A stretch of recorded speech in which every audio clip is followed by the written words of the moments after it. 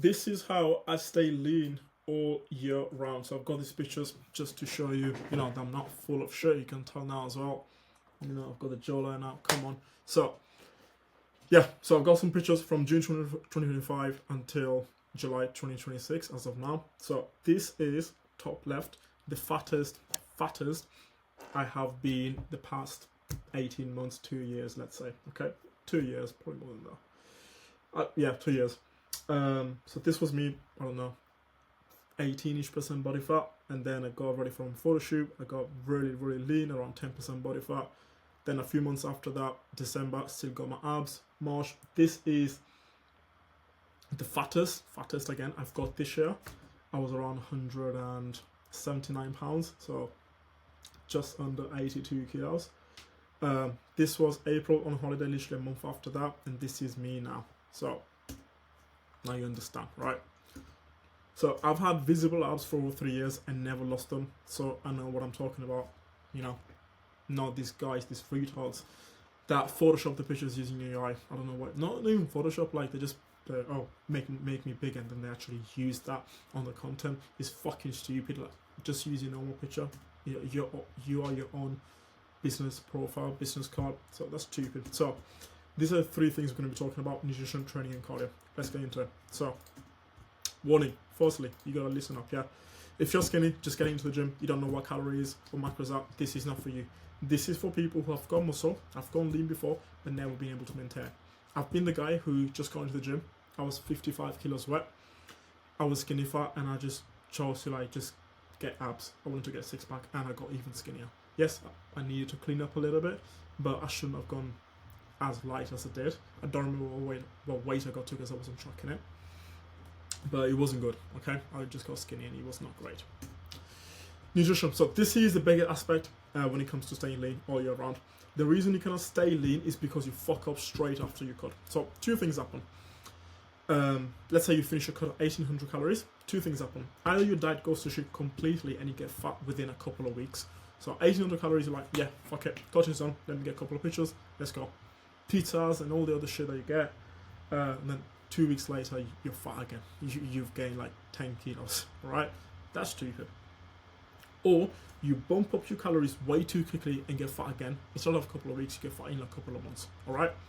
The phase after your diet, the reverse, is harder than the diet itself because you have finished the diet, you achieved your goal, and there's no other goal that you're looking forward to.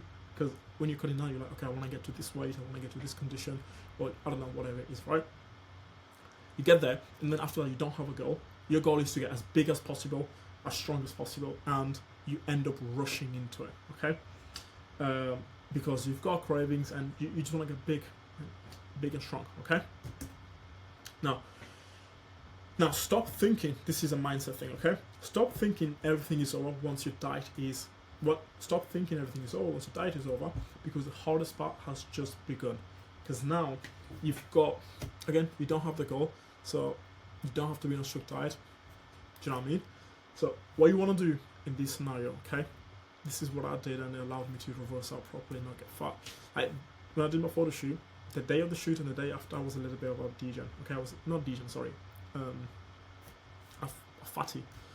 The day of the photo shoot, after it finished, fucking pizza, crisps, chocolates, everything. The day after, I had some pizza leftovers. But then the day after that, I go back into it. That's what you want to do. Like, don't fuck around for more than 2 days after your cut, alright? Ideally just one. What you want to do is slowly increase your calorie intake by 150 to 200 calories daily every week. Okay, so let's say you finish your cut at 1800 calories. The week after, okay, put your calories at like 2k, alright? It's going to be hard, I know, but fucking staying in shape, it's not that easy. If it was easy, everyone would be in shape all year, but they're not, okay? Not by 500 for 1,000. That's stupid. Right now, your body's primed to use that food in a really good way. So you add a little bit of food, extra bit of carbs in your body, that's just going to go straight to your muscles. That's what's going to happen if you do it properly, right? You don't want your body to give that food way too quickly, because your body is just going to get shocked. Because you're like, I was on 1,800 calories, and now you're giving me like 2,500 or 700 calories extra every single day. That's a lot of food. Then your digestion is going to suffer, your insulin sensitivity will not be as good, and your appetite is going to suffer. overall you're gonna get fat quicker. All right. People think, right, being hungry is a bad thing when bulking, but it's good. That means you can just keep pushing food up without having to force feed yourself. Do you know what I mean? So if you do this, if you go up by 500,000 calories after you finish a cut, you're gonna have to end up your bulk earlier because these things will happen. You're gonna have to get to a point where you have to force feed yourself. Digestion is gonna be shit. Insulin sensitivity is not gonna be good. You won't be able to progress. You're just gonna be fat, right? So if you finish your bulk earlier, like let's say you finish your bulk in 2 months because you just got fat in 2 months, you haven't built enough muscle. Okay, there's 2 months is not enough time to build muscle. All right. Understand that you could be in a 200 calorie surplus or 1,000 calorie surplus. The amount of muscle that you gain, it's the same. The extra weight that you gain is just extra water, but most importantly, extra body fat. So, and you're able to lift more weight because you're way heavier. That is it. You build the same amount of muscle. People think the more you eat, the more muscle you build. No, you don't. Now think about this. If you finish your cut at 800 calories and then add 1,000 calories extra as soon as you finish your cut, your body is going to be shocked and your appetite is going to tank. If it doesn't happen, then it will soon. The end line is that you won't be able to push food for long. All right. However, if you finish your cut at 800 calories, then add 200 calories each week, in 5 weeks, you're going to be at 2,800 calories. Then you're going to add another 150 calories for another 5 weeks and be at 3,550. Now, this is depending on how your weight moves and it might change. You might be higher, you might be lower. Okay. You want to be getting anywhere from half a pound to a pound a week in terms of weight, okay? However, because you increase food slowly, you'll be able to keep eating more and more. Still feel hungry for more food, have good digestion, good insulin sensitivity, therefore less fat. Think about this as well. When you go on a cut, right, and you decrease calories slowly, it's much more sustainable. It's sort of like just crash dieting, 1,000 calorie deficit, you do it for 2-3 weeks and then you crash. Same thing here. When you cut down on like a big deficit, you crush, you burn out mentally. But when you do that, when it comes to gaining size, bulking, you crash physically. Digestion goes to shit, appetite goes to shit, your body looks like shit. Okay? I've eaten up to 4,500 calories and 700 grams of carbs on back-to-back days following this process and still kept my abs.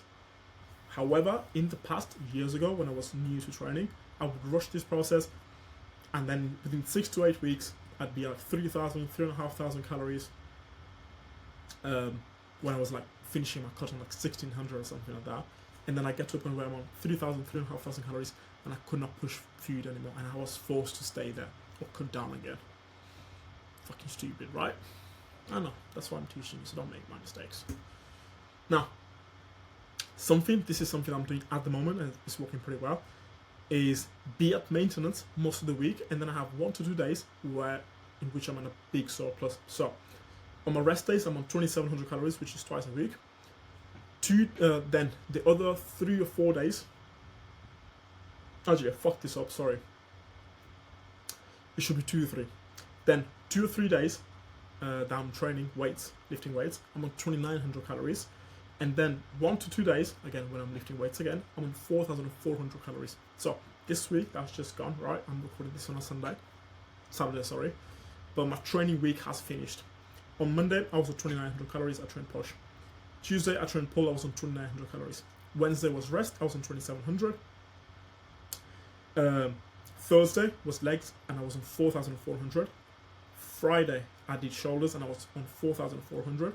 Today, I did arms, and I'm on 2,900. Tomorrow, it's going to be a rest day, and I'm going to be on 2,700 calories. I do this most weeks. Some weeks, I have 2 days where I'm on 4,400. Some weeks, I have 1 day. Okay? Now, when I'm on low calorie days, my weight fluctuates between 165 and 167. Okay? When I'm high calorie days, my weight spikes up to like 168 to 170. So this morning, after 2 days of back-to-back 4,400 calories, my weight was 169.6 pounds, 169 pounds, 0.6. Now, I'm going to have 3, 4, 5 days where I'm on between 2,700, 2,900 calories. My weight's going to drop back down to probably about 166 pounds, okay? Maybe 167. And then it's going to go up again. So every 1 to 2 weeks, I'm getting a new high in weight and getting stronger, but staying lean. If I'm getting stronger, I'm gaining more weight. That means I'm building muscle. Straight up. Especially if like my rep range is high-ish. I don't have an exercise where I'm doing less than 8 reps. Okay. If I was doing less reps, then okay, you could argue that you're building strength. But when you're doing higher rep range, the muscle building rep ranges, and that's going up, that correlates to muscle building. Okay, so that's what I'm doing at the moment.